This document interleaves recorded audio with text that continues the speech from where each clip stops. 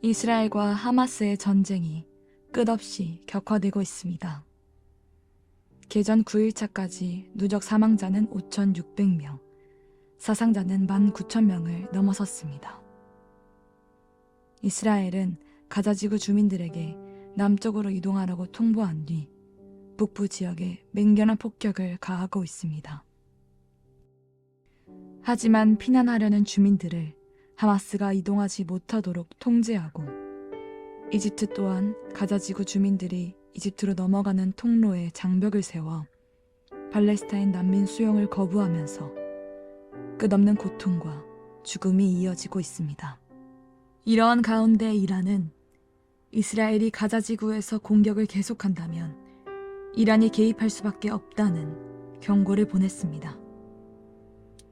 이란 외무장관은 이란도 자신들이 설정한 레드라인이 있으며 이스라엘이 지상전에 나선다면 레드라인을 넘어서게 된다고 설명했습니다. 이스라엘이 지상군 투입에 나설 경우 이란도 두고만 보지 않을 것이라고 경고한 것입니다. 이란은 이스라엘은 공동묘지가 될 것이라며 수준 높은 위협을 가했습니다. 이란이 전쟁에 개입할 경우 시리아를 통해 개입하게 될 것으로 예상됩니다. 이스라엘과 직접 국경이 맞닿아 있지 않은 이란은 같은 시아파 계열의 무장 정파와 정부들을 지원하고 있었습니다. 시리아의 시아파 정권 또한 이란의 지원을 받고 있습니다. 최근 시리아 내에 주둔하는 이란 병력들이 이스라엘 국경 지역으로 이동하고 있는 것으로 확인되었습니다.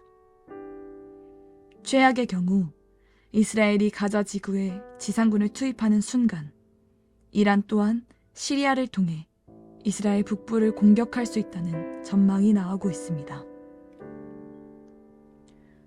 이에 이스라엘은 이란이 또 다른 전선을 만들려 한다고 비난했습니다. 또한 이스라엘은 시리아의 수도 다마스쿠스와 알레포의 국제공항에 공습을 가해 활주로를 파괴했습니다.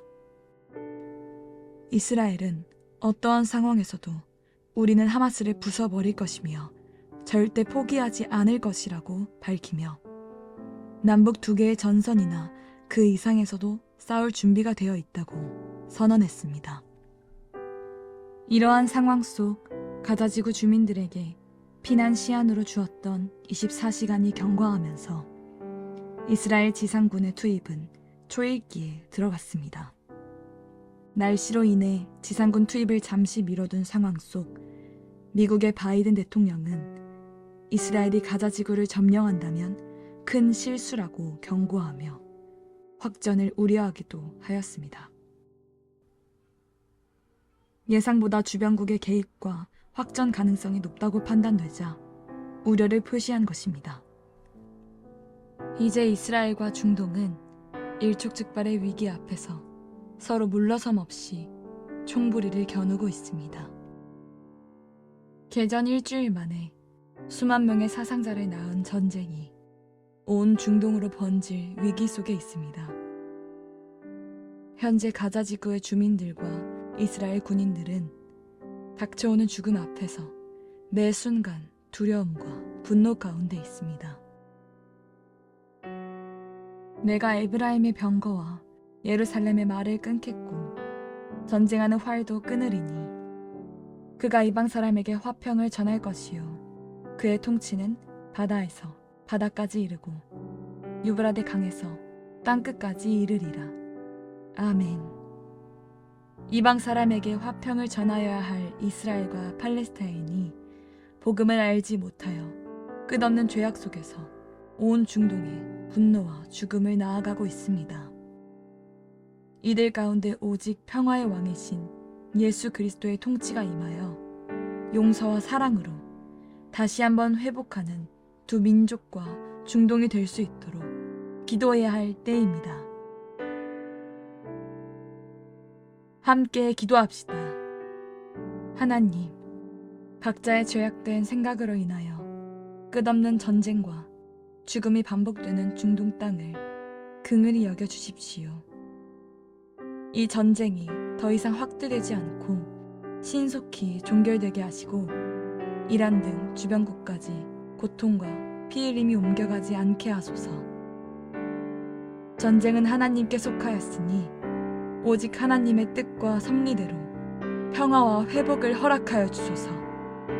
함께 기도합시다.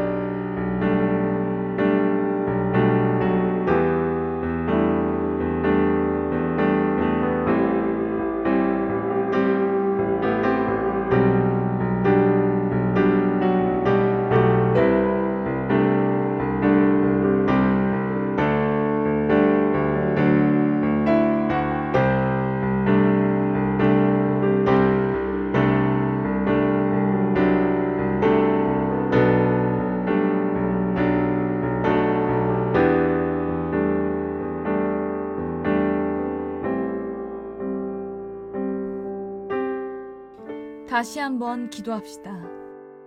이스라엘과 중동의 평화는 오직 예수 그리스도의 복음으로만 임할 수 있음을 선포합니다. 모든 죄악과 저주를 끊으신 십자가 보혈의 능력이 온 이스라엘과 팔레스타인을 덮게 하소서.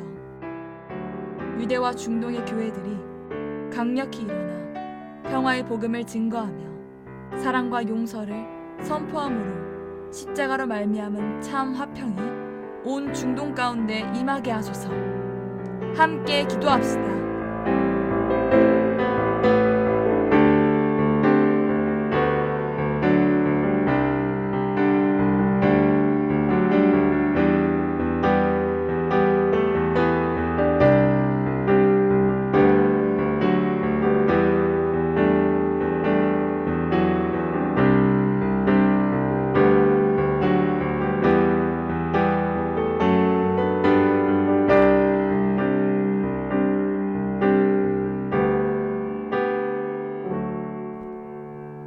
예수님의 이름으로 기도드립니다.